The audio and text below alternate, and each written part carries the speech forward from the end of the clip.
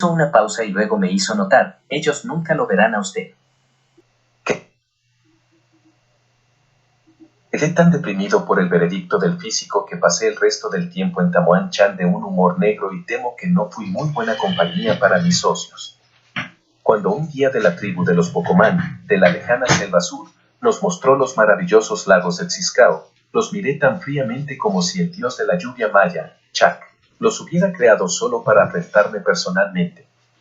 Esos lagos son aproximadamente 60 cuerpos diferentes de agua, que no están conectados unos con otros por corrientes y no tienen ninguna visible que los provea, aunque nunca disminuyen de agua en la estación seca, ni se desbordan en la estación de lluvias. Pero lo verdaderamente notable acerca de ellos es que ni siquiera dos de sus cuencas son del mismo color. Desde la altitud en donde estábamos mirando 6 o 7 de esas cuencas, nuestro guía, apuntando hacia ellas, dijo con orgullo: «Contemple usted, joven viajero Ekmuyá. Aquella es de un azul verde oscuro, esa otra, de color turquesa, aquella, verde brillante como una esmeralda, la de allí, verde oscuro como el jade, y esa, azul pálido como el cielo en invierno». Yo gruñí: «Pueden ser rojas como la sangre, por lo que a mí respecta».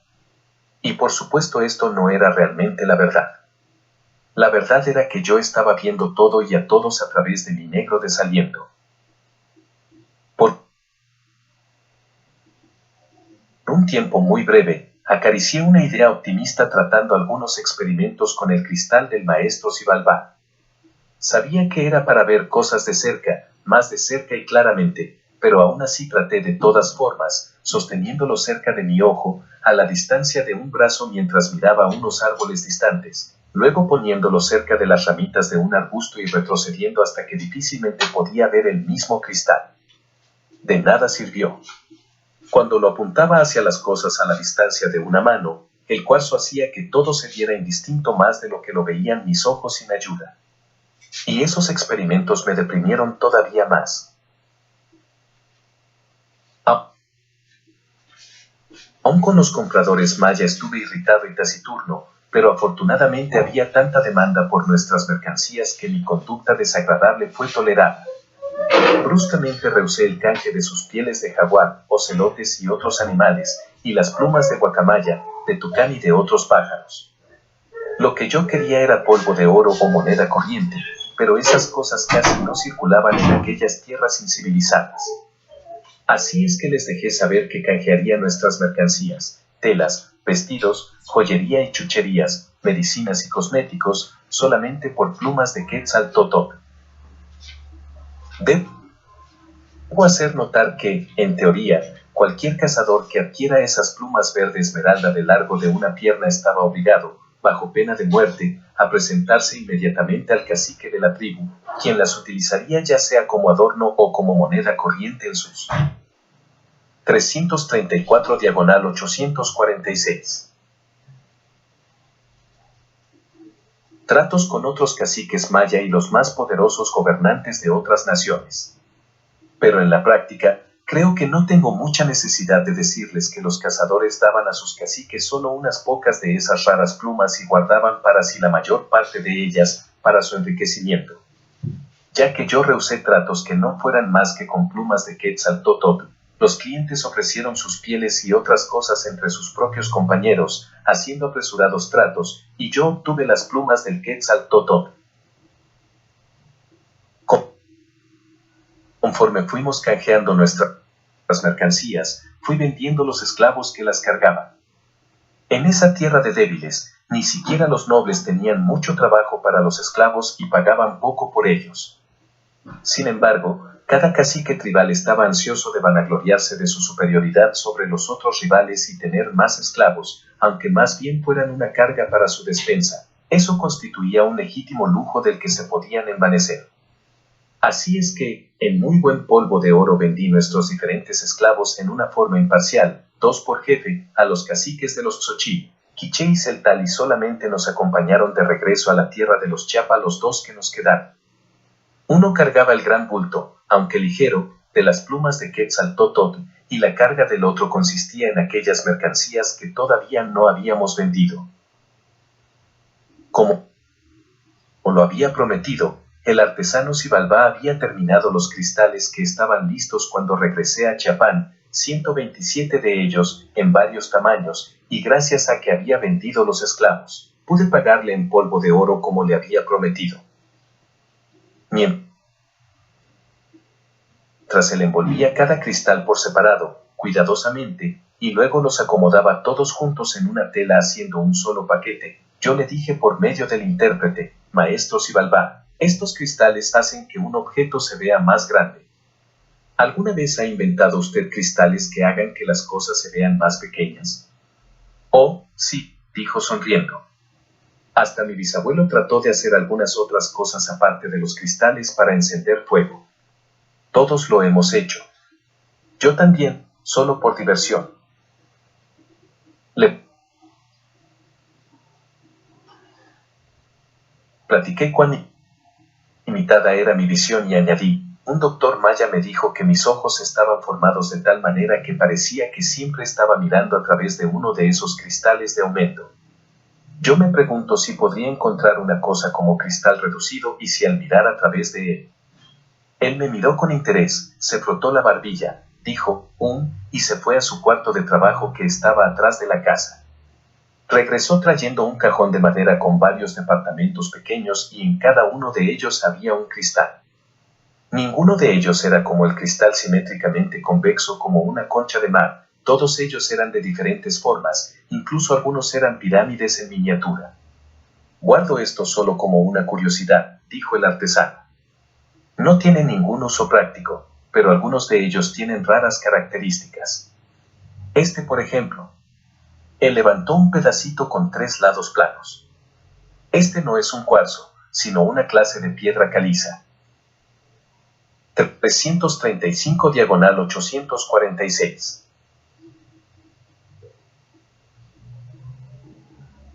Transparente, lo crea o no, y yo no corté ni pulí esta piedra, sus partes son planas por naturaleza. Sosténgala más allá en el sol, y vea la luz que arroja en su mano. Así lo hice, esperando a medias un dolor causado por una quemada. En lugar de eso exclamé, la neblina de joyas de agua.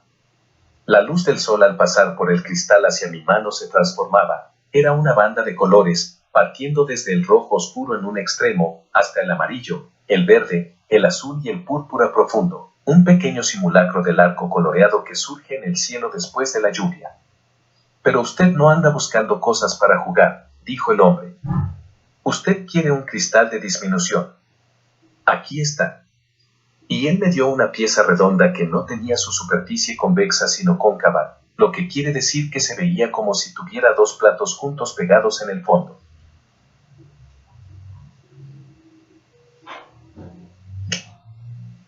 Yo lo sostuve sobre la orilla bordada de mi manto y el diseño se encogió a la mitad de su tamaño. Levanté mi cabeza todavía deteniendo el cristal enfrente de mí y miré al artesano. Las facciones del hombre, que habían estado borrosas antes, de repente tuvieron forma y se pudieron distinguir, pero su rostro era tan pequeño que parecía como si él se hubiera alejado de mí, como si estuviera en la plaza. Es maravilloso, dije temblando. Dejé el cristal y me froté el ojo. Puedo verle, pero muy lejos. Ah, entonces su disminución es demasiado poderosa. Ellos tienen diferentes grados de intensidad. Trate este. Aquel era cóncavo solo por un lado, la otra cara era perfectamente plana. Lo levanté con precaución. Puedo ver, dije y lo hice como una plegaria de gratitud hacia el más benéfico de los dioses. Puedo ver de cerca y de lejos. Hay manchas y ondulaciones, pero todo lo demás es claro y distinto como cuando era un niño. Maestro Xibalbá, usted ha hecho algo que los célebres doctores maya admiten que no pueden hacer. Usted ha hecho que vea otra vez. Y durante todas esas gavillas de años, nosotros pensamos que estas cosas eran inservibles, murmuró muy asombrado consigo mismo. Después habló alegremente. Así es que se necesita un cristal con una superficie plana y con una curva en su interior. Pero usted no puede ir alrededor, sosteniendo siempre esa cosa lejos, enfrente de usted así. Eso sería como si estuviera atisbando por el agujero de un canuto. Trate de acercarlo lo más posible a su ojo. Así lo hice y grité y me disculpé diciendo, pensé que mi ojo se salía de su cuenca. Todavía muy poderoso. Debe ser rebajado. Pero hay manchas y ondulaciones según dice usted. Así es que debo buscar una piedra más perfecta y sin los defectos del más fino cuarzo. Sonrió y se frotó las manos. Usted me ha puesto la primera tarea nueva que los Ibalbá han tenido por generaciones. Regrese mañana. Me consumía por la excitación y la espera, pero no dije nada a mis compañeros, en caso de que ese experimento lleno de esperanza terminara en la nada. Tanto ellos como yo volvimos a residir con los Macobó para nuestra gran comodidad y para el regocijo de las dos primas y esta vez nos quedamos 6 o 7 días. Yo sostuve que todos necesitábamos un buen reposo antes de emprender la larga jornada de regreso y Coscat y Glotón de Sangre no pusieron objeciones. Mi verdadera razón era que estaba visitando varias veces al día al maestro Xibalbá, mientras él trabajaba sobre el cristal más escrupulosamente. 336/846. Exacto, haciendo una labor que nunca antes le había sido pedida por nadie. Había conseguido un pedazo de topacio claro y maravilloso, que estaba empezando a graduar dándole la forma de un disco plano a una circunferencia, que cubría mi ojo desde la ceja hasta la mejilla. El cristal quedaba plano en la parte de afuera, pero en su parte cóncava interior precisaba de cierto espesor y curvatura que solamente podía determinar experimentando sobre mi visión para irlo graduando lentamente. Puedo irlo adelgazando y haciendo mayor la curvatura del arco, poco a poco, dijo él, hasta que acertemos con el poder exacto de reducción que usted requiere. Pero necesitaremos saberlo con precisión, si corto demasiado se arruina. Así es que estuve yendo a las pruebas y cuando uno de mis ojos se puso rojo por el esfuerzo cambié al otro y luego otra vez al primero. Finalmente, para mi indecible regocijo, llegó el día, y el momento de ese día, en que pude sostener el cristal en cualquiera de mis dos ojos y ver perfectamente. Todo en el mundo era ya claro y bien delineado, desde un libro sostenido para leer hasta los árboles de las montañas más allá del horizonte de la ciudad. Estaba extasiado y el maestro Xibalbá se sentía casi igual, lleno de orgullo por su creación sin precedentes. Le dio al cristal una pulida final con una pasta húmeda de cierta clase de arcilla roja, muy fina. Después alisó la orilla del cristal y lo montó sobre un fuerte anillo de cobre forjado para sostenerlo con seguridad. Este anillo tenía un mango corto con el cual podía sostenerlo enfrente de cada uno de mis ojos y el mango estaba atado a una correa de piel tan larga que podía tenerla siempre alrededor de mi cuello, listo para usarse y asegurado para no perderse. Cuando el instrumento estuvo terminado lo llevé a casa de los Macobó, pero no se lo enseñé a nadie sino que esperé una oportunidad para sorprender a Glotón de Sangre y a Cosca. A la caída del crepúsculo, nos sentamos en el atrio con nuestros anfitriones, la madre del difunto 10 y algunos otros miembros de la familia, siendo todos los hombres maduros fumábamos después de nuestra comida de la tarde. Los Chiapa no fuman poquietl, en lugar de eso ellos usan una jarra de arcilla a la que se le hacen varios agujeros, luego la rellenan con pisietl y hierbas olorosas acomodándolas para ser fumadas. Después cada uno de los participantes inserta en cada hoyo de la jarra una larga caña hueca y toda la comunidad goza fumando. ¡Ay! Ya viene una muchacha muy bonita, murmuró Glotón de Sangre apuntando con su caña hacia la calle. Lo único que podía vislumbrar a la distancia era algo pálido que se movía en la oscuridad. Sin embargo dije, pídeme que la describa. Gruñó el viejo guerrero levantando sus cejas, y usando sarcásticamente mi apodo formal me dijo, bien, perdido en niebla, descríbela, como tú la ves. Puse mi cristal en el ojo izquierdo y vi a la muchacha claramente a pesar de la escasa luz. Con entusiasmo, como si hubiera sido un tratante de esclavos en su puesto, enumeré todos los detalles físicos de su cuerpo. El color de su piel, lo largo de sus trenzas, cómo eran sus pies desnudos. 337/846. las facciones regulares de su rostro, que en verdad era muy bonito. Añadí que el bordado de su blusa era de los llamados diseños de cerámica. También lleva, concluí, un fino velo sobre su pelo en donde han quedado atrapados unos cuantos kukaji, cocuyos. Un adorno muy atractivo. Después solté la carcajada al ver las expresiones de las caras de mis socios. Como nada más podía utilizar un solo ojo al mismo tiempo, había cierto apocamiento, una carencia de extensión en todo lo que veía. A pesar de ello, pude otra vez ver casi todo tan claramente como cuando era un niño y eso era suficiente para mí. Debí haber mencionado que el topacio era de un color amarillo pálido. Cuando veía a través de él, todo parecía estar iluminado por el sol, aun en los días grises. Es por eso que quizá yo vi el mundo mucho más hermoso de lo que otros lo vieron. Sin embargo, pude descubrir al mirar un espejo de Tezcat que el uso de mi cristal no me hacía verme muy hermoso, ya que el ojo que lo cubría se veía más chico que el otro. También, como a mí era más fácil sostener el cristal con mi mano izquierda mientras tenía ocupada la derecha, por un tiempo sufrí de jaquecas. Pronto aprendí a sostenerlo alternativamente en los dos ojos y esa molestia desapareció. Comprendo, reverendos escribanos, que deben de estar aburridos de mi cháchara entusiasta acerca de este instrumento que para ustedes no es ninguna novedad. Nunca había visto un invento como ese hasta muchos años después, cuando tuve mi primer encuentro con los primeros españoles que llegaron.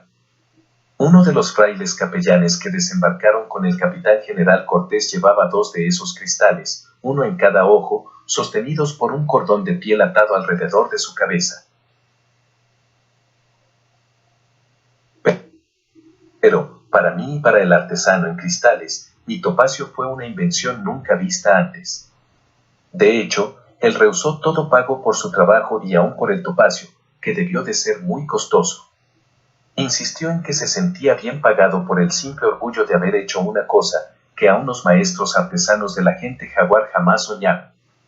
Así es que en vista de que no quiso aceptar nada de mí, dejé con la familia Macobó para que se las entregaran. Una cantidad de plumas de Quetzaltótl suficiente como para hacer que el maestro Xibalbá fuera probablemente uno de los hombres más ricos en Chiapán, pues yo sentía que él merecía serlo.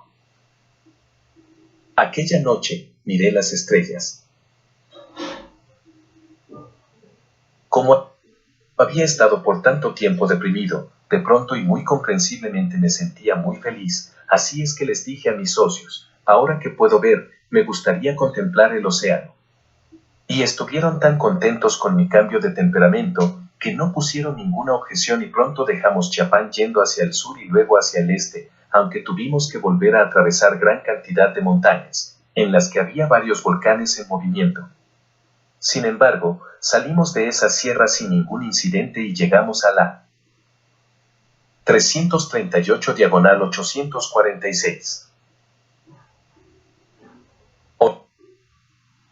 Orilla del mar, en las tierras calientes, habitadas por la gente mame.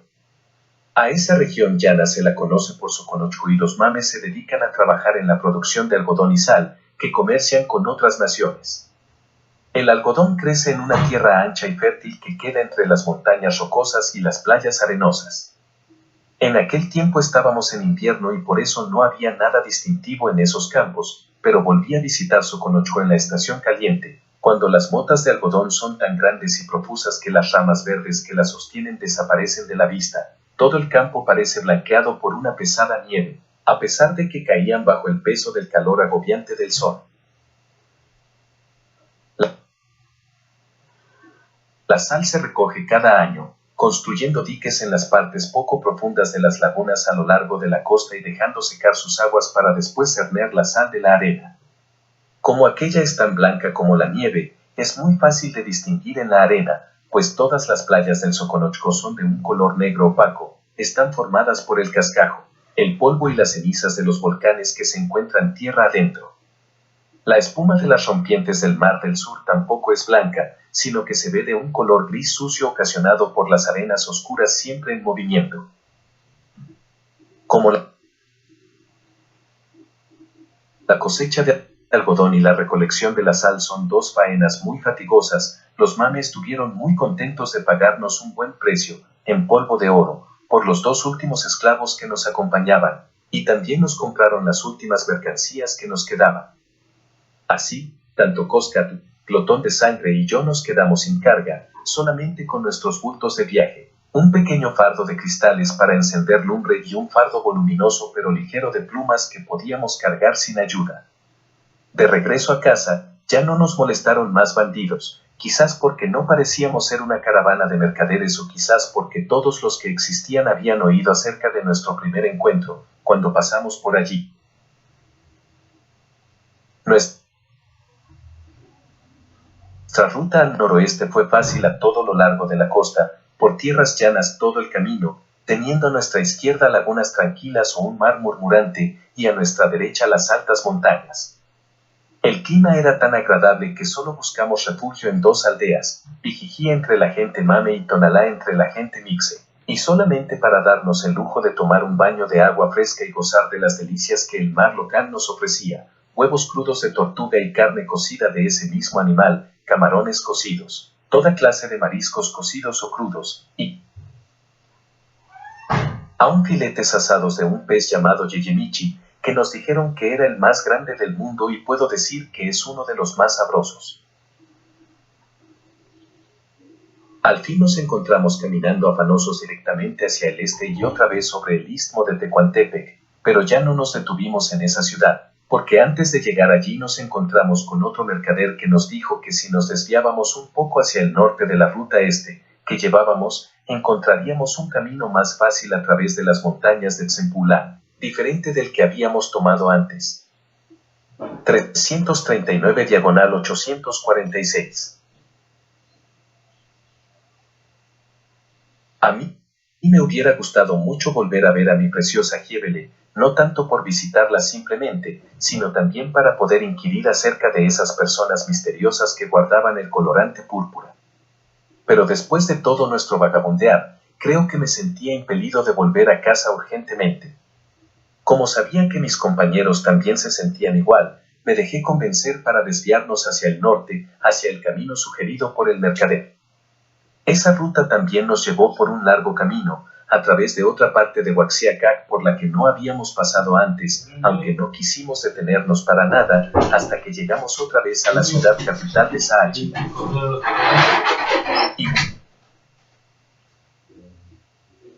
Igual como lo hicimos al empezar nuestra expedición, también había ciertos días del mes que se consideraban propicios para regresar. Así es que como ya estábamos muy cerca de casa, pasamos un día completo de ocio en el placentero pueblo de Cuauhnáhuac que está en la montaña.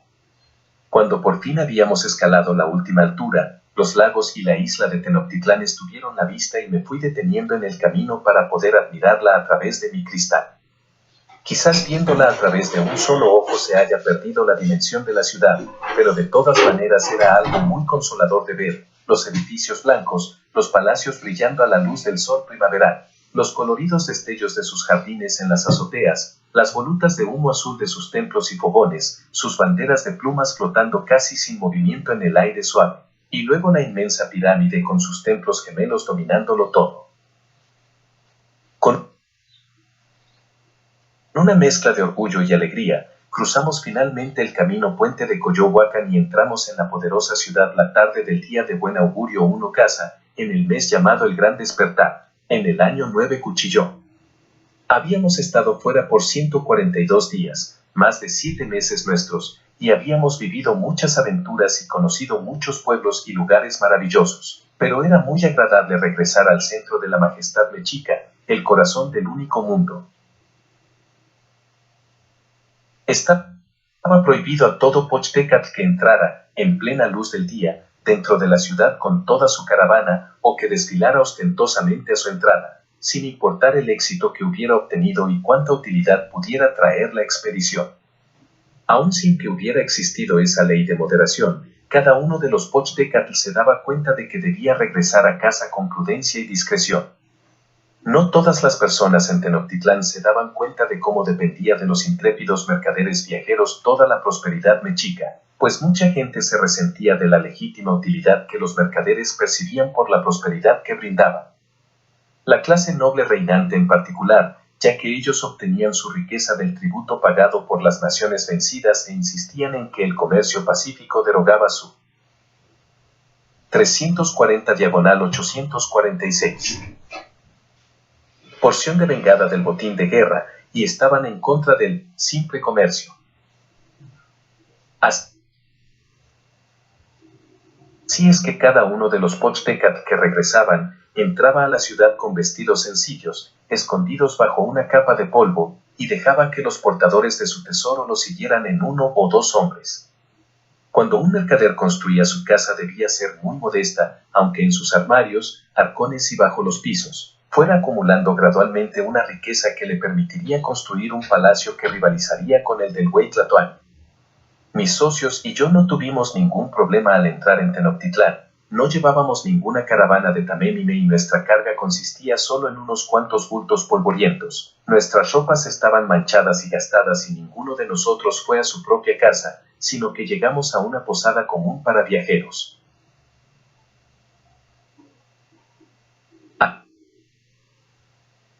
A la mañana siguiente, después de baños consecutivos de agua y vapor, me puse mi mejor ropa y me presenté en el palacio del venerado orador Ahuitzotl.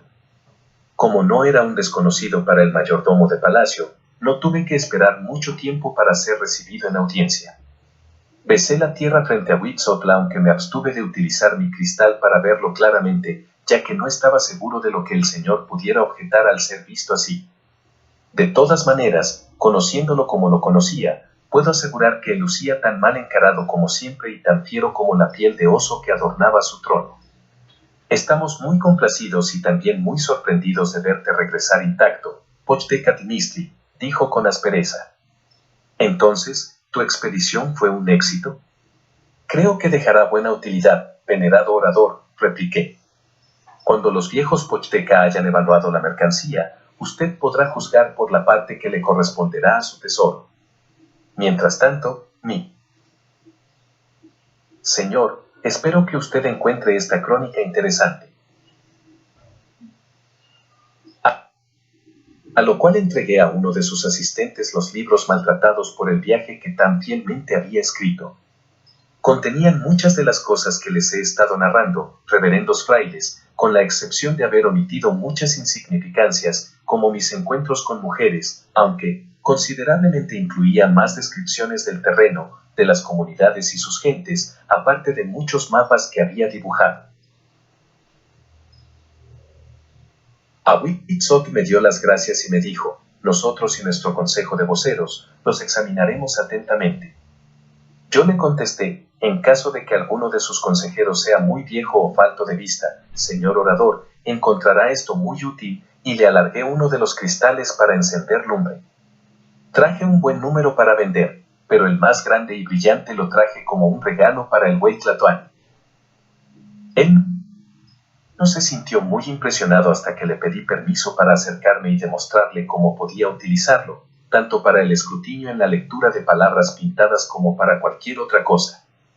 Después lo guié hacia una ventana abierta y utilizando un pedazo de 341/846 papel de corteza le enseñé cómo podía utilizarlo también para encender un fuego. Entonces quedó encantado y me dio las gracias efusivamente. Mucho tiempo después, me dijeron que Ahuitzotl siempre llevaba su piedra de hacer lumbre a todas las campañas guerreras en las que tomaba parte, pero que se divertía más en darle un uso menos práctico en tiempos de paz.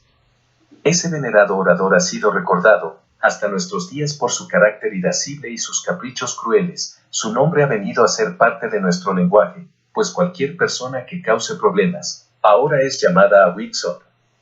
Pero al parecer, el tirano tenía también un rasgo infantil para hacer travesuras. En conversación con cualquiera de sus más dignos sabios, se las arreglaba para llevarlo hacia una ventana y sin que el sujeto se diera cuenta, sostenía su cristal de tal manera que los rayos del sol pasaran a través sobre la espalda o la rodilla desnuda del hombre quemándolo, y luego se moría de risa al ver al viejo sabio saltando como un conejo joven. Del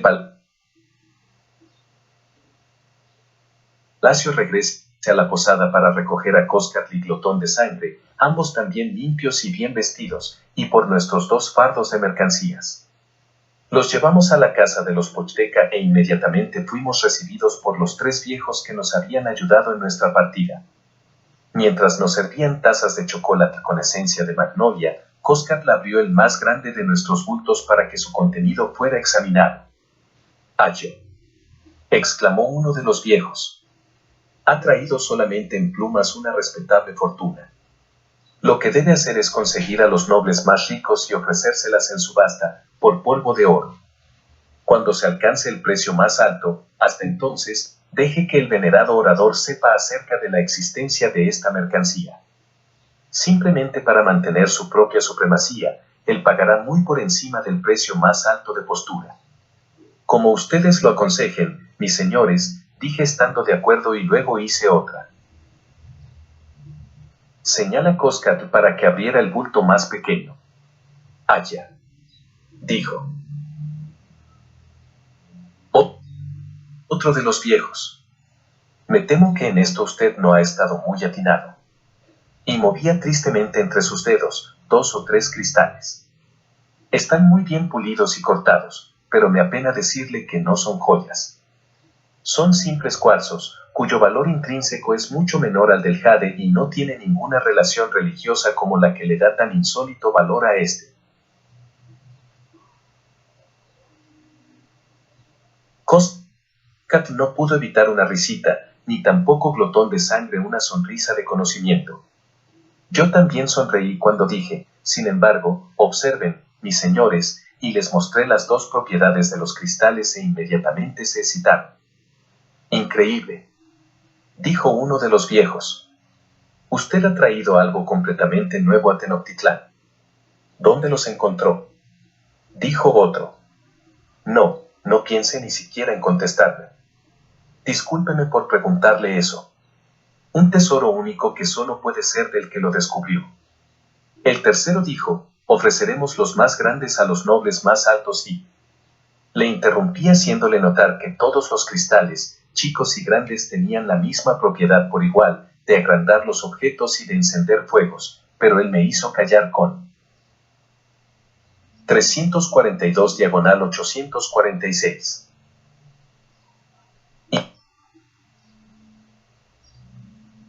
Impaciencia. «No importa eso. Cada pili querrá un cristal de acuerdo a su alto rango y a su sentido de propia importancia. Ahora bien, un ornamento tallado artísticamente en jade vale 2 veces su peso en polvo de oro. Por estos, sugiero que empecemos a ofrecerlos a 8 veces el valor de su peso. Con los pipiltin ofreciendo cada vez más, usted obtendrá mucho más». Jadeé perplejo, pero mis señores, eso nos haría ganar mucho más de mi peso en oro. Aún después de haber contribuido con la parte correspondiente al mujer serpiente a esta honorable sociedad y aún dividido en 3 partes, nos colocaría entre los 3 hombres más ricos de Tenochtitlán. ¿Y por qué pone usted algún reparo en eso? Yo tartamudeé, es que, no me parece muy correcto, tener una ganancia tan inmensa en nuestra primera aventura, y viniendo de un cuarzo común como ustedes dicen, y sobre todo de un producto que puedo suplir en grandes cantidades. Porque, yo podría proveer de cristales para encender a cada una de las más humildes amas de casa en todos los dominios de la Triple Alianza. Uno de los viejos dijo cortante, «Quizás usted pueda, pero tendrá el buen sentido de no hacerlo. Usted nos ha dicho que el venerado orador ahora posee una de estas piedras mágicas. Solo los dioses saben cuántos pipiltin existen en estas tierras. Sin embargo, y de momento, solamente 126 de ellos pueden poseer un cristal similar. Mira, muchacho, ellos pagarán cualquier precio por muy extravagante que sea, aunque estas cosas estuvieran hechas de cieno compacto. Después, naturalmente, tú puedes ir a conseguir más, para ser vendidos a otros nobles, pero nunca más de esta cantidad a un mismo tiempo».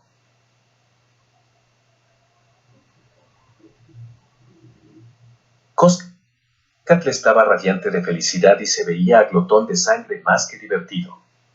Yo me encogí de hombros y dije, Por supuesto que no voy a objetar nada por ganar una riqueza substancial. Oh, ustedes tres gastarán inmediatamente parte de ella, dijo uno de los viejos. Usted ha mencionado las partes correspondientes al tesoro de Tenochtitlán y de nuestro dios Yacatecutli, pero quizás no sepan acerca de nuestra tradición. Cada Pochtecatl que regresa a casa, si lo hace con una gran utilidad, da un banquete a todos los demás Pochteca que están en la ciudad en esos momentos. Yo miré a mis socios y ellos asintieron sin vacilación, así es que dije, para nosotros será un placer, mis señores. Pero, somos nuevos en esto. Nos sentiremos muy contentos de poderlos ayudar, dijo el mismo anciano. Hagamos el banquete pasado mañana en la noche.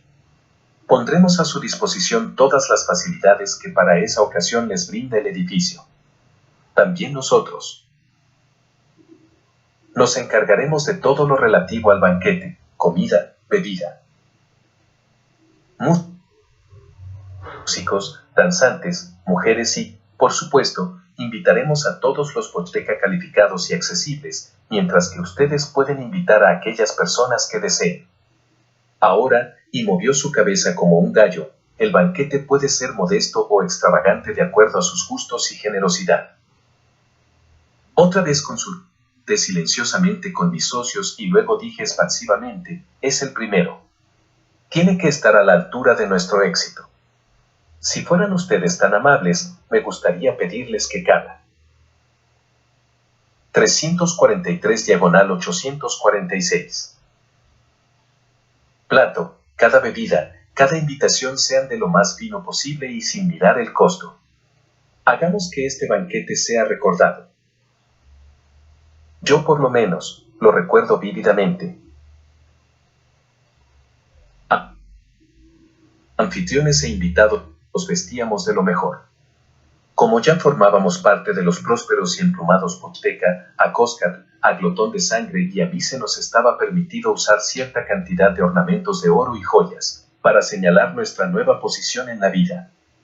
Aunque nosotros solamente utilizamos unas pocas chucherías modestas.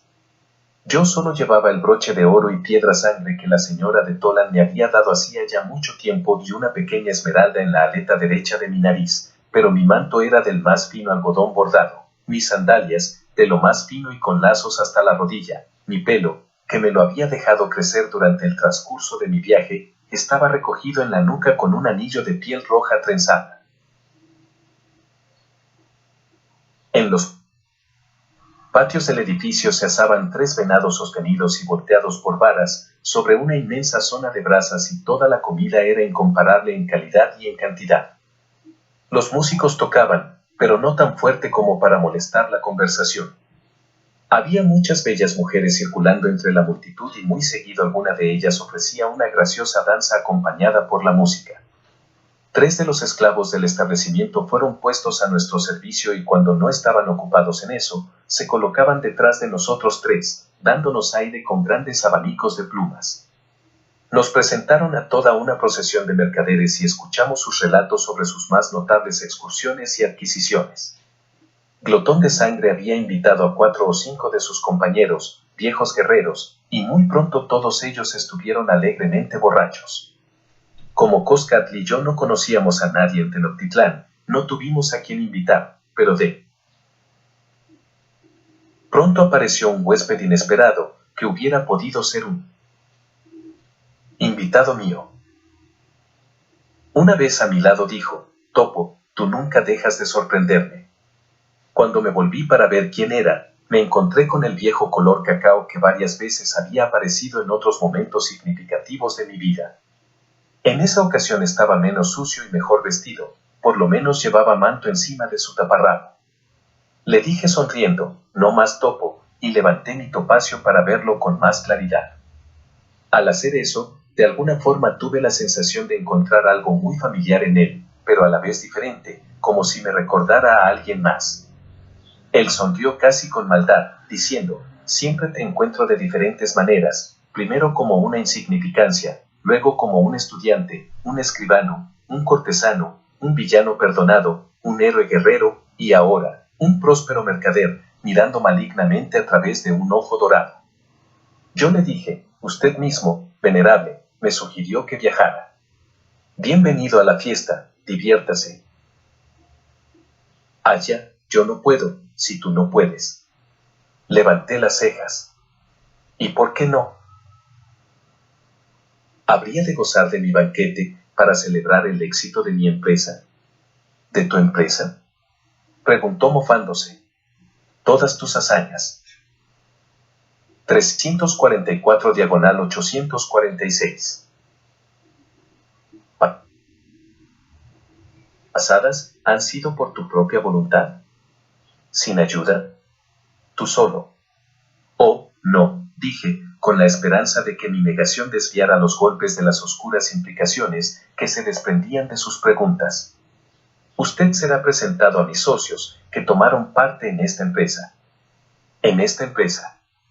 ¿Y hubiera sido posible esta sin el regalo inesperado de mercancías y capital que invertiste? No, dije otra vez. Y espero darle las más cumplidas gracias a la persona que me lo donó y compartir con... Es muy tarde, me interrumpió. Ella ha muerto. Ella, dije haciendo eco en el vacío, porque naturalmente yo estaba pensando en mi formal benefactor, Nezahualpilli de Texcoco. Tu difunta hermana, dijo. El regalo misterioso fue la herencia de Tzitzitini. Moví la cabeza negando. Mi hermana está muerta, viejo, como usted acaba de decir, pero ciertamente que ella nunca me dejó esa fortuna. Siguió hablando como distraídamente. El señor Garza Roja de Saltocan también murió durante tu viaje hacia el sur. Naturalmente que él llamó a su cabecera al sacerdote de la diosa Tlazolteotl y como la confesión que hizo fue tan sensacional, difícilmente se pudo mantener en secreto. Sin duda muchos de tus invitados distinguidos tienen conocimiento de esa historia, aunque por supuesto, son lo suficientemente corteses como para no hablarte de ello. ¿Qué historia? ¿Qué confesión? El encubrimiento de Garza Roja a la última atrocidad que su hijo Pacti cometió con tu hermana. Nunca fue lo suficientemente encubierta para mí, dije con un gruñido. Y todo el mundo sabe cómo me vengué de él. Excepto que Pacti no mató a Tzitzitini.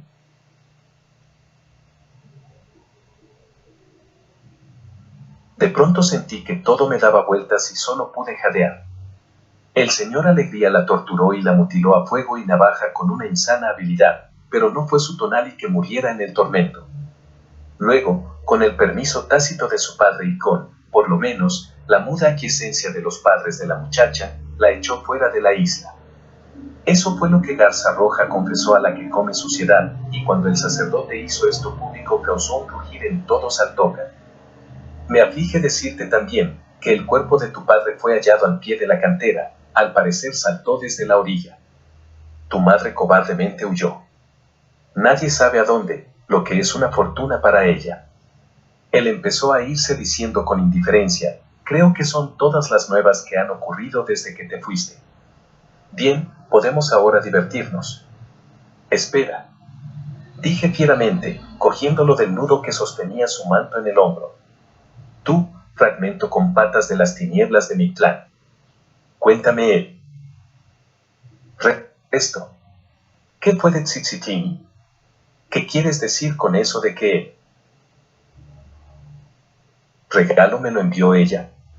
Ella te dejó todo el dinero que recibió y a Huitzot le pagó un buen precio cuando ella se vendió a sí misma para su zoológico, aquí en Tenochtitlán. Ella no pudo o no quiso decir de dónde venía o quién era, solo fue popularmente conocida por la mujer tapí. Si no hubiera sido porque lo estaba deteniendo de su hombro, me hubiera caído. Por un momento, todo y todos desaparecieron alrededor de mí, mientras veía a través del largo túnel de mi memoria. Yo contemplaba otra vez a Tzitzitini, a la que yo había adorado, ella, la de 345/846. Rostro amado, la del cuerpo bello y movimiento flexible. Luego vi aquel objeto repugnante e inmóvil del zoológico, en la parte de los monstruos, me vi vomitando de horror y vi, otra vez, aquella lágrima de pena que resbaló de su único ojo. Mi voz sonó, hueca en mis oídos, como si de verdad estuviera parado en un túnel largo, cuando le dije acusándolo, tú lo sabías. Viejo Bill, tú lo sabías antes de que Garza Roja confesara. Y tú hiciste que yo me parara enfrente de ella y mencionaste que había estado acostado con una mujer y me preguntaste si me hubiera gustado. Me estremecí y estuve a punto de vomitar otra vez nada más de acordarme. Era bueno que por lo menos la vieras por última vez, dijo él con un suspiro. Ella murió un poco después. Piadosamente en mi opinión, aunque a Whitson quizás se haya enojado mucho, habiendo pagado tan pródigamente.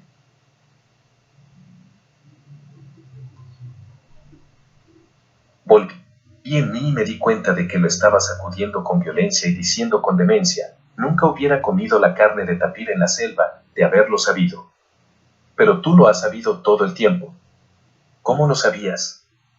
Él no contestó, solo dijo suavemente, se creía que la mujer tapir no podía mover esa masa de carne chamuscada, pero de alguna manera se volvió cara abajo, y su hocico de tapir quedó obstruido hasta que murió sofocada. Bien, pues ahora es tu turno de morir, maldito adivino de los demonios. No creo que para entonces estuviera borracho, sino más bien fuera de mí por la pena, la rabia y repulsión. Regresarás a mi clan a donde perteneces. Caminé violentamente entre la multitud de huéspedes y solo con ofuscación, le oí decir detrás de mí, los guardianes del zoológico todavía insisten en que la mujer tapir no hubiera podido morir sin la ayuda de alguien. Era lo suficiente joven como para haber vivido en esa jaula por muchos años más. Encontré a Glotón de Sangre y con rudeza lo interrumpí en la conversación que sostenía con uno de sus amigos. Necesito un arma y no tengo tiempo de ir por una. ¿Llevas tu daga? Buscó bajo su manto en la banda de atrás de su taparrabo y dijo con un hipo, ¿es que tú vas a cortar la carne? No, le dije. Quiero matar a alguien. ¿Tan pronto? Sacó su corta daga de obsidiana y pestañeó para poder verme mejor. ¿Vas a matar a alguien que yo conozca? No, le dije. Solo a un sórdido hombrecillo, parduzco y tan arrugado como una semilla de cacao. Poca pérdida para cualquiera. Alargué la mano. La daga, por favor. Poca pérdida, exclamó Glotón de Sangre sin soltar el cuchillo. ¿Tú quieres asesinar al güey Tlatoani de Texcoco? Mistri, debes de estar tan proverbialmente borracho como los 400 conejos. Seguro que alguien lo está, grité. Deja ya de parlotear y dame el cuchillo. Nunca. Vi al hombre parduzco hablando contigo y reconocí su disfraz peculiar. Glotón de Sangre se guardó la daga otra vez. Él nos honra con su presencia aunque escoja venir disfrazado. Cualquiera que sea tu imaginario disgusto para con él, no dejaré que tú. ¿Disfrazado? Lee. 346 diagonal 846. Interrumpí. ¿Disfraz? Glotón de Sangre había hablado con la suficiente frialdad como para calmarme un poco.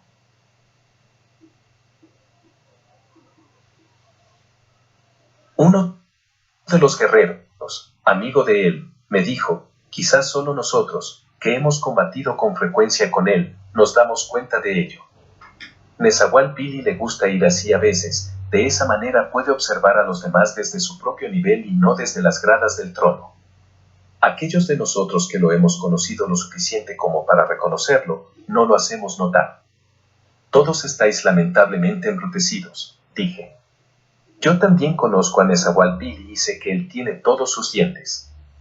Un pedacito de óxido puede ennegrecer 2 o 3 de ellos, dijo Glotón de Sangre hipando. Líneas hechas con óxido pueden parecer arrugas en una cara oscurecida con aceite de nuez. Y él tiene talento para que su cuerpo parezca tosco y ajado, y sus manos nudosas como las de un hombre muy viejo. Pero en realidad él no necesita de marcas y contorsiones, dijo el otro. Simplemente puede empolvarse todo el cuerpo con la tierra del camino y parecer totalmente un extranjero. El guerrero hipó en su turno y sugirió, si usted quiere matar al venerado orador esta noche, joven anfitrión, vaya y busque a Huitzotl y luego oblíguenos a todos nosotros también. Me fui de allí sintiéndome tonto y confuso, pero por encima de todos esos sentimientos estaba la angustia, la rabia y, bien eran muchos y tumultuosos. Volví otra vez a buscar al hombre que era Nezahualpilli, o un adivino o un dios del mal, ya no con la intención de matarlo, sino para arrancarle las respuestas a muchas más preguntas. No lo encontré. Se había ido, como también se fue mi apetito por el banquete, por la compañía y por el regocijo. Me deslicé afuera de la casa de los Pochdeca, regresé a la hostería y empecé a recoger las cosas más esenciales para viajar en una bolsa pequeña. La pequeña figurita de Tzitzi, la diosa del amor Xochiquetzal, llegó a mis manos, pero separé estas rápidamente como si hubiera tocado fuego. No la puse adentro de mi bolsa. Vi que te fuiste y te seguí, dijo el joven Coscat desde la puerta del cuarto. ¿Qué pasó? ¿A dónde vas? Dije, no tengo corazón para contarte todo lo que ha pasado, pero parece que es del dominio público. Pronto sabrás todo. Es por eso que me iré por un tiempo. ¿A dónde, Misty? No lo sé. Solo, por ahí vagando. ¿Puedo ir contigo? No. La expresión ansiosa de su rostro decayó, así es que le dije, creo que será mejor que estés solo por un tiempo, para pensar qué voy a hacer del resto de mi vida. Y no te estoy dejando como un indefenso esclavo sin amo, como una vez temiste. Tú eres tu propio amo y rico a la vez. Tendrás tu parte en nuestra fortuna, tan pronto como los ancianos hagan el trueque. Te encargo que guardes segura la mía y estas otras pertenencias hasta que regrese. Por supuesto, Misty. Glotón de sangre será otra vez llamado a cuartel. Quizás tú y él podáis comprar una casa, o cada uno una casa. Puedes terminar tus estudios o 347/846. Aprender algún arte o poner un negocio. Y yo regresaré otra vez, algún día. Si tú y nuestro viejo protector todavía tienen espíritu para viajar, podemos hacer otros viajes juntos. Sí, alguna vez, dijo él tristemente, luego enderezó sus hombros. Bien, ¿te puedo ayudar en algo, en esta abrupta ida tuya? Sí, sí puedes. En mi bolsa para colgar al hombro y en la bolsa cosida dentro de mi mastla llevaré una cantidad pequeña de dinero para mis gastos, pero también quiero llevar oro por si acaso encuentro alguna mercancía excepcional, como cuando encontré el cristal para encender lumbre, y quisiera llevar el polvo de oro escondido en donde ningún bandido pueda fácilmente encontrarlo. Coscat pensó por un momento y después dijo, algunos viajeros meten el oro en cáscaras de nuez y luego las esconden en el recto. Es un truco que todos los ladrones conocen muy bien. No, mi pelo ha crecido bastante largo y creo que lo puedo utilizar para eso. Mira, he sacado todo el oro en polvo de sus cañitas y lo he puesto en esta tela. Haz un bultito apretado con él, Coscat, e inventaremos alguna manera segura de acomodarlo en la parte de atrás de mi cuello, como si fuera una cataplasma, escondida bajo el pelo. Mientras yo terminaba de preparar mi bolsa, él dobló la tela meticulosamente una y otra vez. Hizo un rollo flexible casi del tamaño de una de sus manitas, pero era tan pesado que lo tuvo que levantar con ambas manos. Me senté, arqueé la cabeza y él me lo acomodó a través de la nuca. Ahora, para que se sostenga ahí, murmuré. Déjame ver. Lo acomodó en el lugar con dos fuertes cordeles atados a cada lado de sus puntas corriendo detrás de mis orejas y cruzando sobre mi cabeza. Eso quedaba mucho más seguro y escondido si me ponía una tela doblada a través de mi frente, como las que utilizábamos para la carga y amarrándola atrás. Muchos viajeros llevaban eso para mantener su pelo y el sudor fuera de sus ojos. Es bastante invisible, Misty, a menos de que sople el viento, pero entonces podrías hacer una capucha con tu manto. Sí, gracias, Coscat. Y, lo dije rápidamente no queriendo prolongar la despedida, hasta pronto.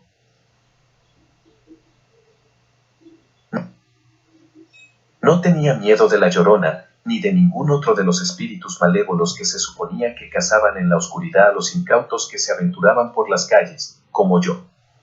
En verdad, que resoplé desdeñosamente cuando pensé en Viento de la Noche y en el extranjero cubierto de polvo con el que me había encontrado frecuentemente en otras noches. Caminé vigorosamente fuera de la ciudad y llegué pronto al camino sur que conduce a Coyohuacan. A la mitad del camino, en el fuerte de Acachinanco, los centinelas se mostraron más que sorprendidos de ver a alguien caminando durante la noche. Pero como venía vestido de fiesta, no me detuvieron con la sospecha de que fuera un ladrón fugitivo, sino que solo me hicieron una o dos preguntas para asegurarse de que no iba borracho y de que estaba perfectamente consciente de lo que estaba haciendo y me dejaron proseguir. Un poco más allá, giré a mi izquierda para tomar el camino de Mexicalcingo, pasé por ese pueblo dormido y continué hacia el este. 348 diagonal 846. Caminando toda la noche. Cuando llegó la aurora y otros viajeros tempraneros en el camino me empezaron a saludar con precaución mientras me miraban extrañados, me vine a dar cuenta de que presentaba un espectáculo poco común, un hombre vestido casi como un noble, con sandalias amarradas hasta las rodillas, con un broche enjollado en el manto y una esmeralda de adorno en su nariz, pero con un bulto de mercader, un morral al hombro y una banda en la frente. Me quité las joyas y las escondí dentro de mi bolsa, volteé mi manto hacia adentro para esconder el bordado. El bultito que llevaba en la cabeza, al principio fue muy molesto, pero al fin llegué a acostumbrarme a usarlo y solo me lo quitaba cuando dormía o tomaba un baño de agua o vapor, en privado. Aquella mañana me encaminé deprisa hacia el este, mientras el sol se levantaba y calentaba rápidamente, no sintiendo ninguna fatiga ni necesidad de dormir. Mi mente era todavía un tumulto de pensamientos y recuerdos. Eso es lo peor de sentir pena, el modo en que invita a acumular recuerdos de días felices, en comparación acerca de la presente miseria de uno. Durante la mayor parte de ese día seguí otra vez por el camino que un día marché, a lo largo de la costa sur del lago de Texcoco, con el ejército victorioso que regresaba de la guerra con Tezcala. Sin embargo, después de un rato ese camino divergió del mío y dejé la orilla del lago para adentrarme en un país en donde nunca había estado antes. Vagué por más de 1 año y medio a través de muchas tierras nuevas para mí, antes de alcanzar algo que pareciera destino. Durante la mayor parte de ese tiempo, estuve tan fuera de mi mente que en estos momentos no puedo contarles, mis señores escribanos, todas las cosas que vi y que hice. Yo creo que si no hubiera sido por eso, todavía recordaría muchas palabras que aprendí en los lenguajes de esos lejanos lugares. Incluso se me hace difícil traer a mi memoria la ruta general que seguí. Sin embargo, todavía recuerdo unos cuantos paisajes y sucesos, tantos como los pocos volcanes de esas tierras del sur, yacen todavía sobre sus suelos. Entré a grandes zancadas y con audacia en Cuautezcalan, la tierra de los peñascos del Águila, la nación en la que una vez había entrado con el ejército invasor. No hay duda de que si me hubiera anunciado como mexica, nunca más hubiera salido de ella. Y estoy muy contento de no haber muerto en Tezcala, porque la gente de allí tiene una idea religiosa tan simple como ridícula. Ellos creen que cuando un noble muere, vivirá otra vida gozosa en el mundo del más allá. Cuando cualquier plebeyo muere, vivirá otra vez una vida miserable. Los nobles muertos, hombres y mujeres, simplemente cambian sus cuerpos mundanos y regresan como nubes flotantes o pájaros de radiantes plumajes o joyas de humo. 349 diagonal 846. Valor fabuloso. Los plebeyos que mueren regresan como sucios escarabajos, o comadrejas furtivas o como mofetas apestosas.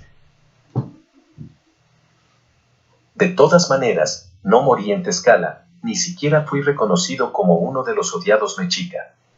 Aunque los tezcaltecas siempre han sido nuestros enemigos, físicamente no son diferentes de nosotros los mexica. Ellos hablan el mismo lenguaje y me fue muy fácil imitar su acento para pasar como uno de ellos. La única cosa que me hizo un poco conspicuo en su tierra fue que yo era un hombre joven y saludable, lleno de vida y no mutilado. La batalla en la cual yo había tomado parte había diezmado la población masculina entre las edades de la pubertad y la senectud. Sin embargo, todavía quedaba una nueva generación de jóvenes desarrollándose. Ellos crecieron aprendiendo un odio todavía más profundo hacia los mexica, jurando vengarse de nosotros, y cuando los españoles llegaron ellos ya eran adultos y ustedes saben en qué forma se vengaron. Sin embargo, en aquel tiempo de vagabundeo ocioso a través de Cuautescalan, todo eso estaba en el futuro. El haber sido uno de los pocos adultos y un hombre apropiado no me causó ningún problema, al contrario, fui muy bienvenido por las numerosas y seductoras viudas tezcalteca, cuyas camas hacía mucho tiempo que estaban frías. De allí, me dirigí hacia el sur, a la ciudad de Chololan, capital de los Tianú y, de hecho, la única concentración grande que quedaba de esos hombres de la tierra. Era evidente que los mixteca, como todos los llamaban a excepción de ellos mismos, habían creado y mantenido una vez una cultura refinada y envidiable. Por ejemplo, en Chololan yo vi unos edificios de gran antigüedad, primorosamente adornados con mosaicos que parecían tejidos petrificados y solo podían haber sido los modelos originales de los templos construidos supuestamente por los zapoteca en el hogar santo de Liobán, de la gente nube.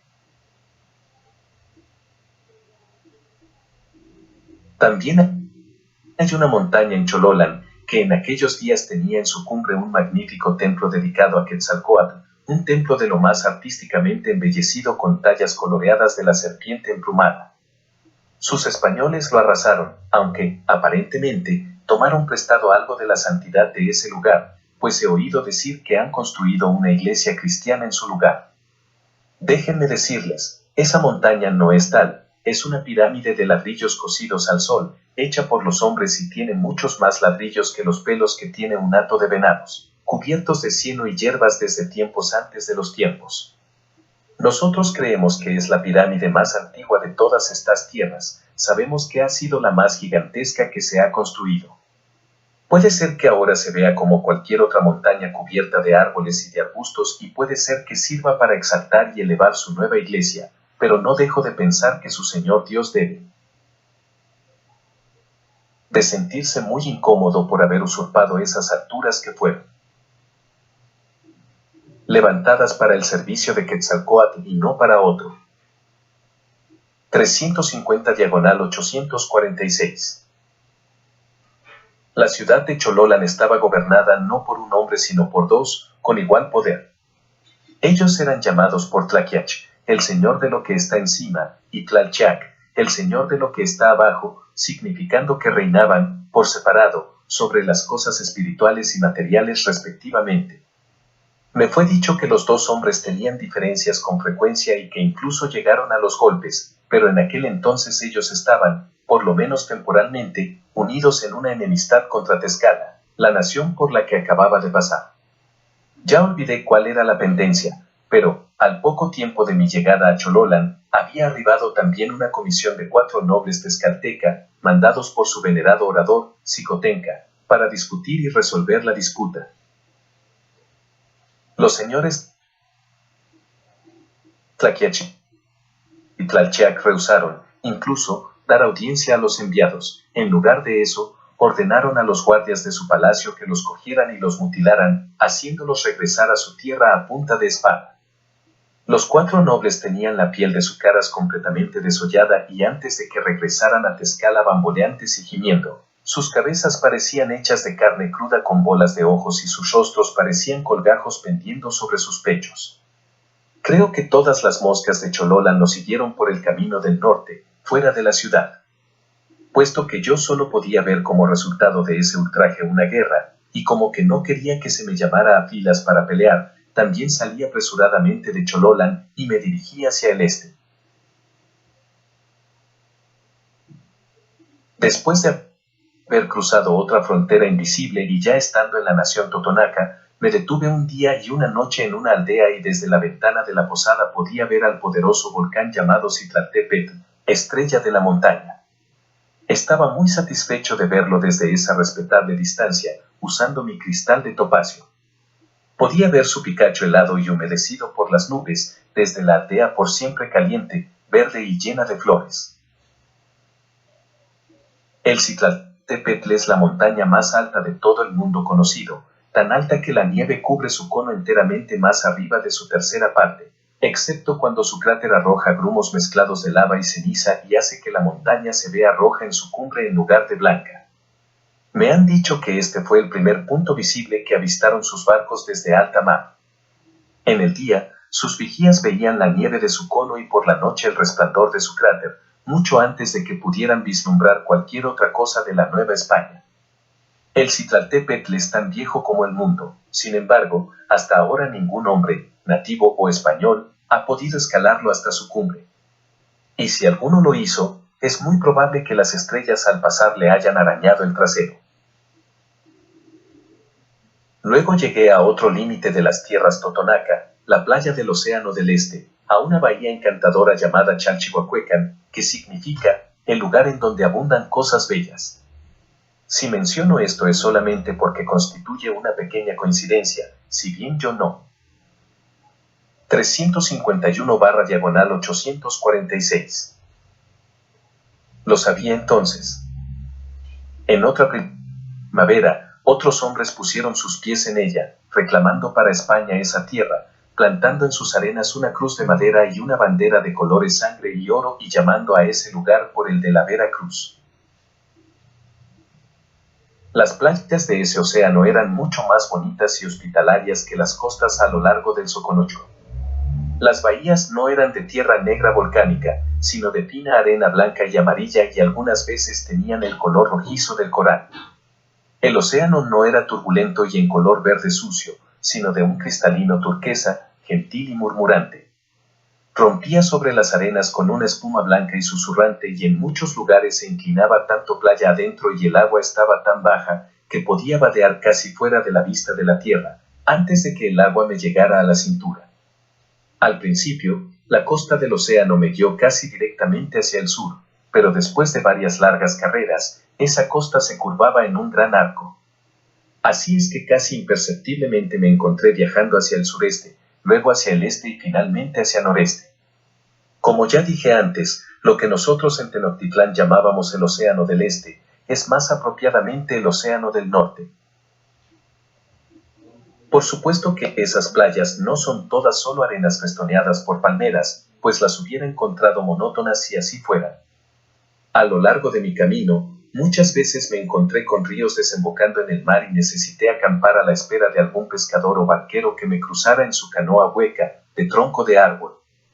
En otros lugares, me encontré con que las arenas secas se humedecían bajo mis sandalias y luego las mojaba y de pronto estaba dentro de aguas cenagosas. Los insectos infestaban esos pantanos, mientras desaparecían las graciosas palmeras para dar paso a los árboles de mangle con raíces nudosas, que sobresalían como las viejas piernas de un hombre. Para poder salir de esos pantanos, a veces acampaba y esperaba que alguna barca de pescador pasara para que me llevara bordeando su orilla. Sin embargo, otras veces rodeaba tierra adentro hasta que los pantanos disminuían a flor de tierra y se disipaban en tierra seca, por la cual podía transitar. Recuerdo que la primera vez que lo hice me llevé un buen susto. La noche me cogió en la húmeda orilla de uno de esos pantanos y pasé un rato amargo tratando de encender un fuego. De hecho, este fue tan pequeño y daba tan poca luz, que cuando levanté los ojos pude ver, a través del heno que colgaba más allá, en los mangles, un fuego mucho más brillante que el mío, pero que ardía con una flama azul que no era natural.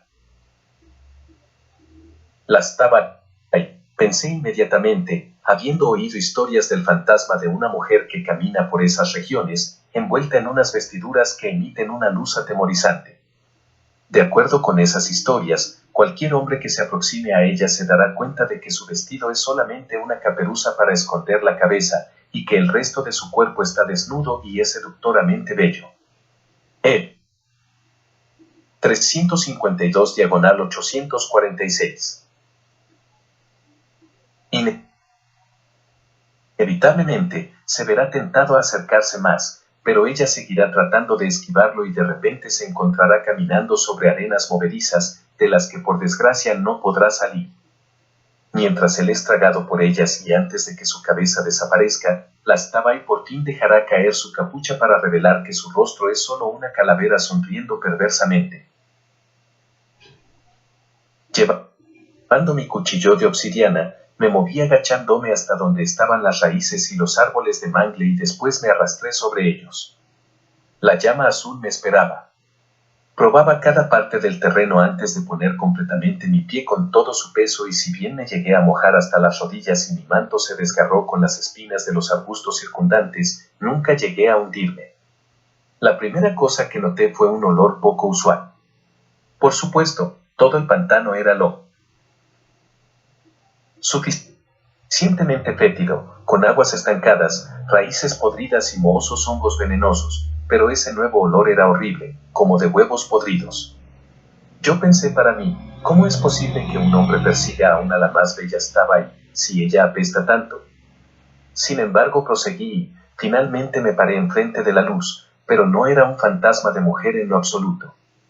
Era una llama sin humo, que perdiendo altura brotaba directamente del suelo. No sé qué la mantenía viva, pero obviamente se alimentaba de aquel aire nocivo que se colaba de alguna fisura del pantano.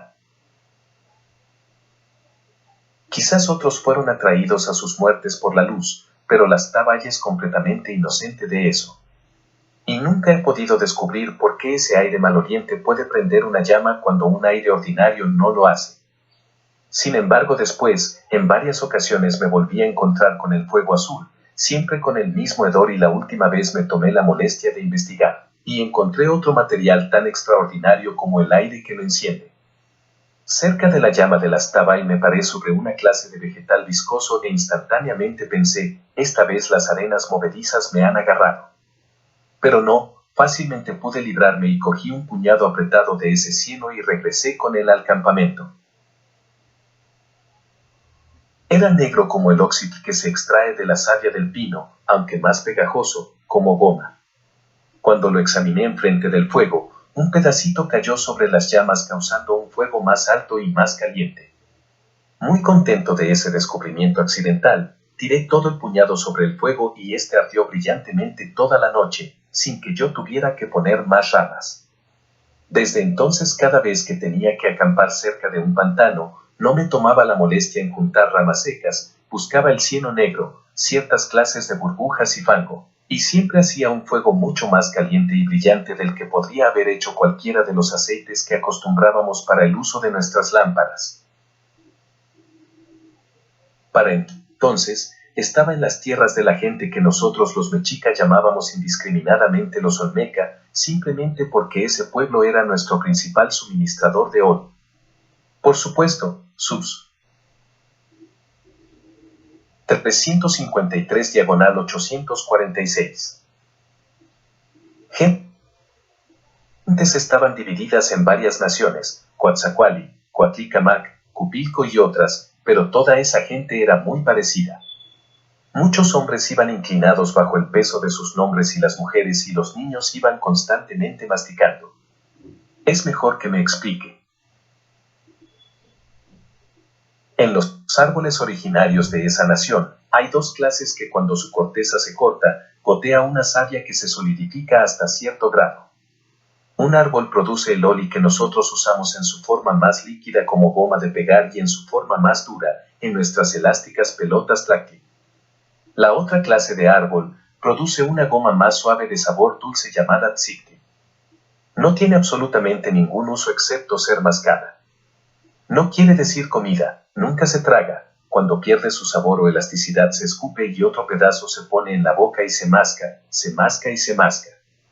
Solo las mujeres y los niños hacen eso, en los hombres se consideraría afeminado. Sin embargo, gracias a los dioses, ese hábito no ha sido introducido en ninguna otra parte, porque hace que las mujeres olmeca, que por otro lado son muy atractivas, se vean tan faltas de animación y tan bobas, como la cara llena de bolas de un manatí eternamente rumiando las cañas de un río. Puede ser que los hombres no masquen tzictli, pero ellos tienen una costumbre igual de imbécil. En algún tiempo de su pasado, empezaron a usar distintivos para su nombre. En su pecho un hombre colgaba un pendiente de cualquier material que pudiera conseguir, cualquier cosa desde una concha marina hasta oro, llevando su nombre en glifo para que cualquier persona que pasara lo leyera. Así, si un extranjero preguntaba algo, podría dirigirse a él por su nombre. Quizás era innecesario, pero en aquellos días el distintivo del nombre se usaba solamente para incrementar la cortesía. A través de los años, sin embargo, ese simple pendiente acabó siendo muy elaborado, ya que ahora se le agrega también el símbolo de la ocupación del que lo lleva, un puño de plumas, por ejemplo, si él se dedica a ese comercio, y también indicación de su rango, si pertenece a la nobleza o los plebeyos. También distintivos adicionales con los glifos de los nombres de sus padres, abuelos y aún los más distantes antepasados, y chucherías de oro, plata o piedras preciosas como una ostentación de su riqueza, y para aclarar cuál es su estado civil, enmarañados listones de colores para demostrar si es soltero, casado, viudo o padre de tantos hijos. Además, otra señal de sus proezas militares, varios discos llevando los glifos de las campañas en las cuales tomó parte. Puede traer muchas más de esas chucherías colgando de su cuello hasta las rodillas. Así hasta nuestros días, cada hombre olmeca se inclina y casi se esconde bajo la aglomeración de preciosos metales. Joyas, plumas, listones, conchas y coral. Y así, ningún extranjero tiene que hacerle preguntas. Cada hombre lleva la respuesta a cualquier cosa que otro quiere saber de él o acerca de él. A pesar de esas excentricidades, no todos los olmecas son tontos que se dedican durante toda su vida a cortar la corteza de los árboles. Son también aclamados y con justicia por sus artes, antiguas y modernas. 354 diagonal 846. Esparcidas aquí y allá, a lo largo de las tierras costeras, están las antiguas ciudades desiertas de sus antepasados y algunas de esas reliquias que quedan son sorprendentes. Particularmente me sentí impresionado con las tremendas estatuas talladas en basalto, ahora medio hundidas en la tierra y cubiertas de hierbas. Todo lo que se puede ver de ellas son sus cabezas. Presentan una expresión vívida de truculencia alerta y todos sus cascos tienen una semejanza a las piezas de cuero protectoras para la cabeza de nuestros jugadores de Tlachtli, por lo que es posible que las tallas representen a los dioses que inventaron ese juego. Digo dioses y no hombres, porque cualquiera de esas cabezas, por no mencionar sus cuerpos enterrados que van más allá de toda imaginación, es tan inmensamente grande, que puede caber en ella la casa de un ser humano. Hay allí también muchos frisos, columnas y cosas parecidas de piedra, incisos con figuras de hombres desnudos, algunos muy desnudos y muy machos, que parecen que están danzando, bebiendo o convulsionándose, por lo que yo presumo que los ancestros de los olmeca eran gente muy alegre. Y allí también hay figuritas de jade con detalles preciosos y soberbiamente terminadas, aunque es muy difícil distinguir las antiguas de las modernas, ya que aún quedan muchos artesanos entre los olmeca, quienes hacen trabajos increíbles en el tallado de piedras preciosas.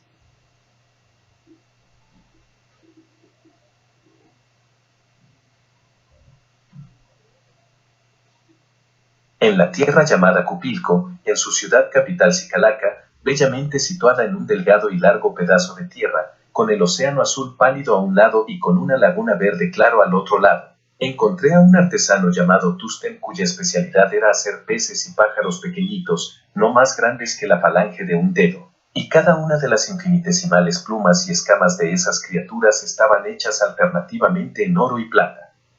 Más tarde yo llevé algunos de sus trabajos a Tenochtitlán y aquellos españoles que vieron y admiraron las pocas piezas que me quedaban dijeron que ningún artesano en ninguna parte de lo que ellos llamaban el viejo mundo jamás había hecho nada tan maravilloso.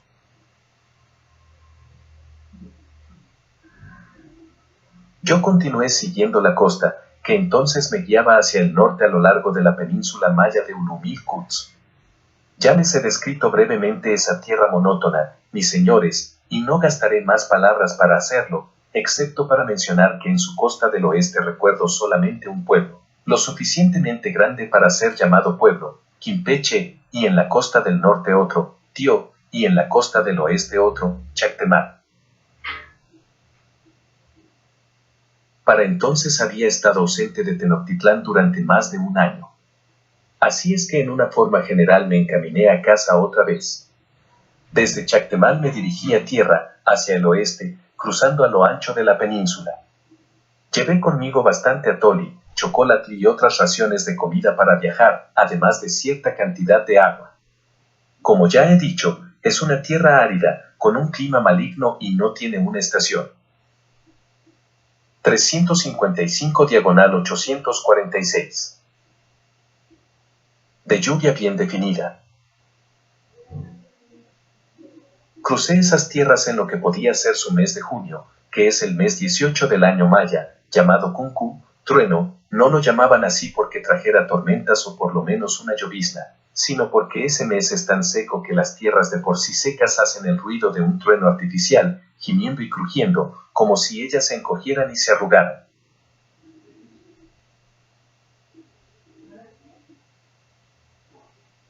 Quizás ese verano fue mucho más seco y caliente de lo usual porque hice un extraño y valioso descubrimiento, según supe después.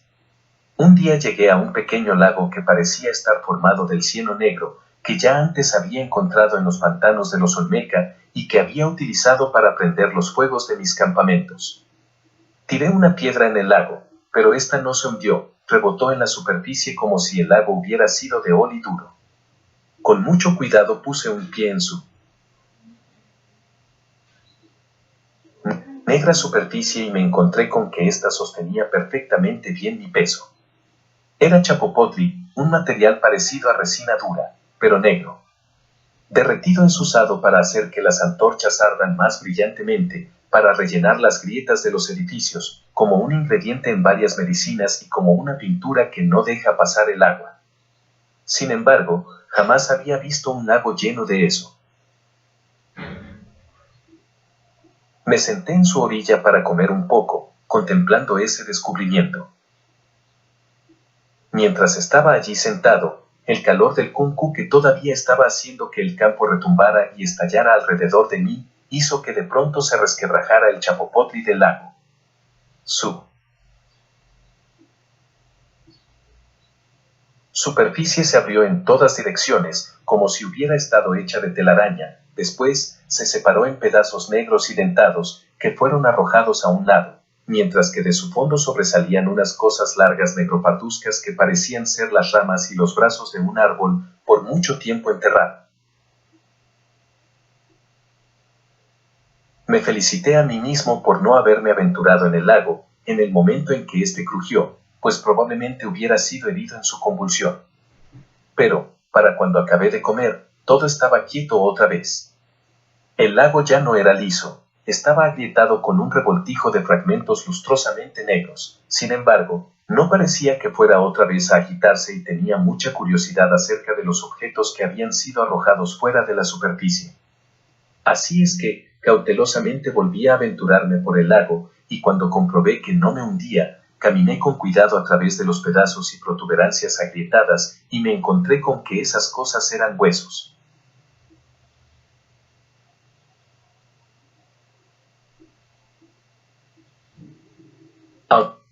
Aunque ya no estaban blancos, como generalmente lo están los huesos viejos, pues habían perdido su color durante el tiempo que estuvieron enterrados, estos eran de un tamaño inconcebible, y entonces recordé que una vez nuestras tierras estuvieron habitadas por gigantes.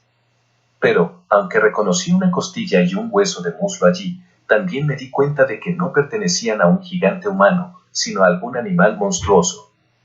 Lo único que puedo suponer es que, mucho tiempo antes, el chapopotli debió de haber estado líquido y que, alguna criatura sin fijarse pisó dentro de él y fue atrapado y succionado hacia adentro. 356/846. Después, a través de las gavillas de años el líquido se solidificó a su presente consistencia. Luego encontré dos huesos mucho más grandes que los otros, por lo menos así lo pensé. Cada uno era tan largo como mi estatura y cilíndrico, pero en uno de sus extremos era tan ancho como mi muslo y en su otro extremo terminaba en una punta áspera, tan ancha como mi dedo pulgar. Hubieran sido todavía más largos si no fuera porque habían crecido curvos en forma gradual, retorciéndose en su punta en una media espiral. Como los otros, estaban de un color negro parduzco por el chapopotli en el que habían estado enterrados. Estuve meditando por algún tiempo antes de ponerme en cuclillas y rascar su superficie con mi cuchillo, hasta encontrar su color natural, un blanco perla lustroso y suave. Esas cosas eran colmillos, unos colmillos inmensos como los de un jabalí. Sin embargo, pensé para mí que si ese animal atrapado había sido un jabalí, en verdad debió de ser de la era de los gigantes. Me levanté y consideré el asunto. Había visto pendientes, nariceras y otras chucherías similares, talladas en colmillos de osos, de tiburones, de jabalíes y eran vendidos por su peso, al mismo precio del oro. Lo que me preguntaba era, ¿qué podría hacer un maestro escultor como el difunto Tlatli, con un material como el de esos colmillos?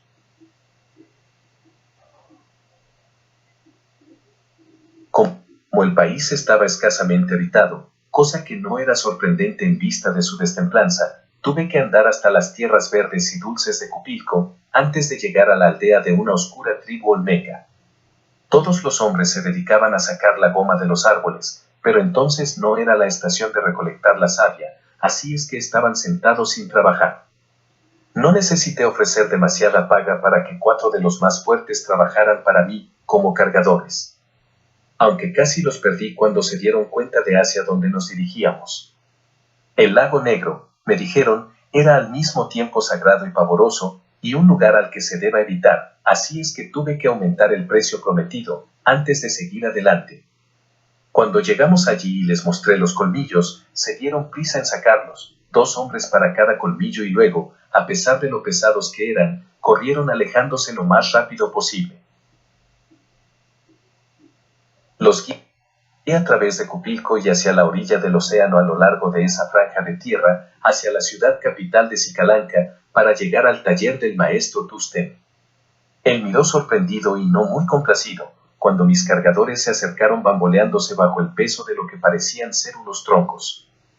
No soy tallador de madera, dijo él, inmediatamente. Pero yo le expliqué lo que creía que eran, cómo los había encontrado y cuán raros debían de ser. Él tocó el lugar que yo había raspado y su mano que primero se detuvo expectante, lo acarició después y en sus ojos surgió un brillo. 357/846. Despedí a los cansados cargadores dándoles las gracias y pagándoles un poco más. Entonces, le dije al artista Tusten que quería que él hiciera con mi descubrimiento. Quiero algunas tallas para vender en Tenochtitlán. Usted puede cortar los colmillos ajustándolos a sus conveniencias. De las partes más largas, quizás pueda hacer figuritas talladas de dioses y diosas mexica. De las piezas más chicas, quizá pueda hacer tubos para poquietl, peines.